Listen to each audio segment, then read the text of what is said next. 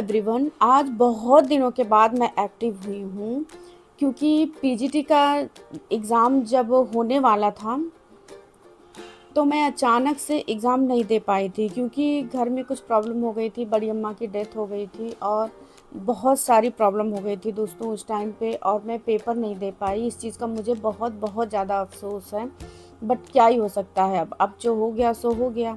इसलिए मैंने ये निष्कर्ष निकाला है कि बजाय इसके कि जो चीज़ हो चुका है उस पर परेशान हो, टेंशन ले, कोई नहीं, जो हमने आगे कर रखा है उसको देखते हैं। क्योंकि ये जो हेल्थ एजुकेशन ऑफिसर है इसका फॉर्म फिल किया हुआ है मैंने, तो मुझे तो इतनी गुस्सा आ रही थी कि मैंने पढ़ाई ही छोड़ दिया था। एक तरीके से मन ही नहीं लग रहा था बिल्कुल भी कि मैं कुछ भी करूं, क्योंकि एक होता नहीं कि एकदम मतलब दिमाग में ये चीज़ बैठा हुआ था कि हमें देना है, हमें ये पता था कि देना है, और ऐसा भी लग रहा था कि एक ही सब्जेक्ट है, माइनस मार्किंग भी नहीं है, तो अच्छे से हो जाएगा, ऐसा 100% श्योर थे हम। इस वजह से बहुत ज़्यादा प्रॉब्लम हो रही है।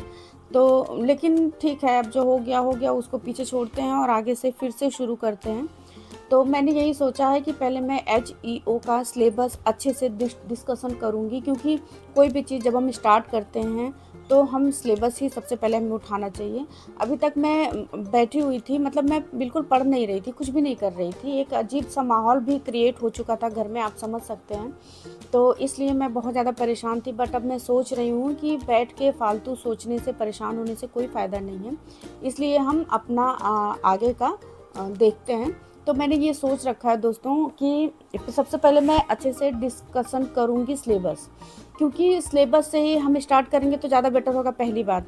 और दूसरी बात, उसमें जो मेन चैप्टर हैं जिससे कि उम्मीद है ज़्यादा क्वेश्चन आने के, पीवाईक्यू का तो ज़्यादा खेल है नहीं इसमें, क्योंकि 2003 में पेपर हुआ था एचईओ का, उसके बाद अब होने जा रहा है। तो जहाँ तक मुझे लगता है कि हर चीज़ आपको नया ही देखने को मिलेगा। नया इन द सेंस कि मतलब जो 2003 में आया था वैसा तो नहीं मिलेगा, ये आप भी समझ सकते हो। क्योंकि ये जो पेपर अब हो रहे हैं, जैसे टीजीटी पीजीटी का भी हुआ है, तो सुनने में आ रहा है बहुत ही टफ था ये वो।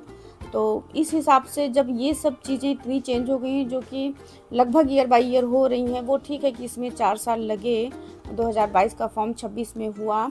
लेकिन ये है कि ये जो एचईओ है, तो इसके लिए हमें कुछ स्पेशली करना पड़ेगा, तभी सिलेक्शन हो पाएगा। वो इसलिए क्योंकि इसमें जो सब्जेक्ट है, लोगों का कहना है कि बहुत सारा चीज़ इसमें भर दिया गया है। लेकिन दोस्तों, मुझे क्या लगता है कि जब आपको इतना बड़ा पद लेना है, इतना मतलब जो लोग कहते नहीं कि हम किस चीज़ के लिए परेशान रहते हैं, हम परेशान रहते हैं कि नाम हो, एक अच्छी जगह पर हम जाएं और जहां हमें अच्छा लगे, मान सम्मान बढ़े। तो इस वजह से मुझे लगता है कि अगर उन्होंने इन सब चीज़ों को ऐड ऑन किया है तो कुछ गलत नहीं है। मैंने देखा सिलेबस, बहुत अच्छे से देखा है, एक एक चैप्टर वाइज मैंने देखा, तो मुझे यही समझ आ रहा है कि उसमें हर चीज़ आपको हेल्थ से रिलेटेड ही पढ़ना है।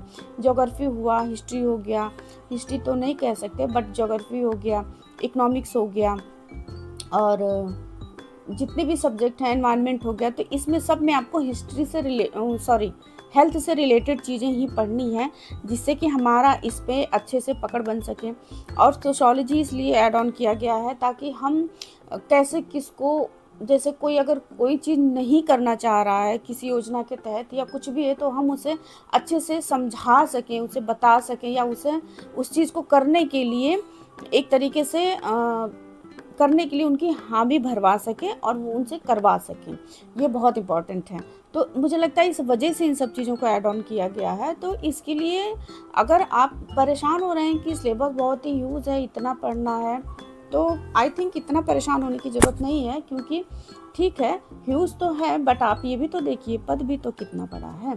तो इसलिए हमें अपना 100% देना होगा। मेरा मानना ये है दोस्तों कि जो होगा देखा जाएगा, बट अभी जो हमारे हाथ में है, जहाँ हमें 100% देना है, वो तो हम कर लें, बाकी तो देखा जाएगा। वैसे तो मुझे बहुत लेट हो गया है, अभी तक मैं टेंशन में इतने दिन मेरे बीत गए, निकल गए। अभी तक समझ नहीं आ रहा था, एक बार तो मन हो रहा था कि सब छोड़ छाड़ दूँ, बिल्कुल बंद कर दूँ। क्योंकि जब जिस चीज़ पे हम एकदम मतलब मन लगा लेते हैं, जब वो चीज़ नहीं होता है तो अजीब सा फील होने लगता है। तो इसलिए मैंने तो यही सोचा था कि मैं अब सब कुछ बंद कर दूँगी, बट नहीं, मुझे ऐसा लग रहा है कि रुकना हमारा काम नहीं है, बाकी जो ईश्वर करेंगे वही होगा, देखा जाएगा। बट अभी मुझे ऐसा लग रहा है कि मुझे फिर से रिस्टार्ट करना चाहिए। भले से दिमाग में आ रहा था कि छोड़ देती हूँ, अब नहीं कुछ भी करूँगी, बट मुझे ऐसा लगता है कि ठीक है, जो होना था हो गया, नहीं पेपर दे पाए, कोई बात नहीं, नहीं था किस्मत में, शायद नहीं होना रहा होगा, इस वजह से नहीं दिए, या जो भी रहा हो, ईश्वर की इच्छा, ईश्वर जाने। बट अब यही सोच रही हूँ मैं कि अब मैं HEO पे फुल फोकस करूँगी, और आपसे भी रिक्वेस्ट है कि आप भी आई थिंक अच्छे से पढ़ ही रहे होंगे, बट अगर कोई भी अगर भटक रहा है कि एग्ज़ाम अभी बहुत दूर है, या ये सोशियोलॉजी है वो तो हम पढ़ लेंगे, ये वो करके, तो नहीं, ये बहुत ही टफ़ होने वाला है, पेपर भी बहुत टफ़ आने वाला है।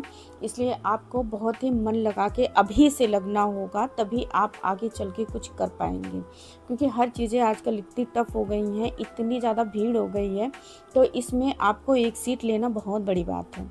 तो इसलिए आपको तन मन से जुटना होगा, और मेरा मानना है कि सबसे पहले हम सिलेबस पे फुल फोकस करेंगे। तो इसलिए कल मैं आपको सिलेबस बताना स्टार्ट करूँगी। कल मैं जो इसमें दो चैप्टर होने हैं, मतलब सामान्य अध्ययन एक है, और एक सोशियोलॉजी, मनोविज्ञान, ये सब चीज़ें आनी हैं। तो इस हिसाब से मैं आपको बताऊँगी, कल मैं आपको एक बताऊँगी, उसके बाद धीमे धीमे हम इसको डिटेल में अच्छे से समझेंगे। जिसको भी अच्छे से समझना होगा टॉपिक वाइज, वो एक डायरी और पेन ले करके बैठेगा, और एक एक चैप्टर उसको नोट करके आप उसको दीवार में चिपका दीजिएगा। उसके बाद जब आप फर्स्ट चैप्टर स्टार्ट करिए, जब आपका वो पूरा हो जाए, फिर आप अगले चैप्टर पे जाएं, और उसके बाद आप जो आपका पूरा हो चुका है उसके लिए आप क्विज करें।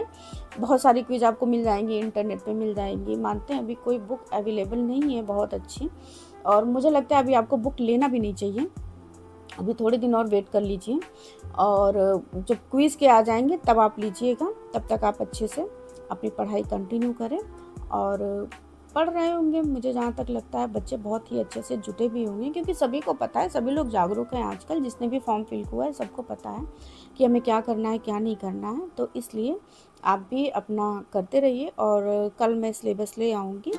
तो मुझे लगा कि एक बार फिर से उठ खड़े होने का वक्त आ गया है, इसलिए मैंने आज इस चीज़ को फिर से स्टार्ट करा है। चलिए देखते हैं आगे क्या होता है, बट जो हमारे हाथ में उसको तो हमें करना ही चाहिए, इसलिए मैं करती हूँ, और आप भी अच्छे से करते रहिए। चलिए फिर मिलते हैं, बाय बाय।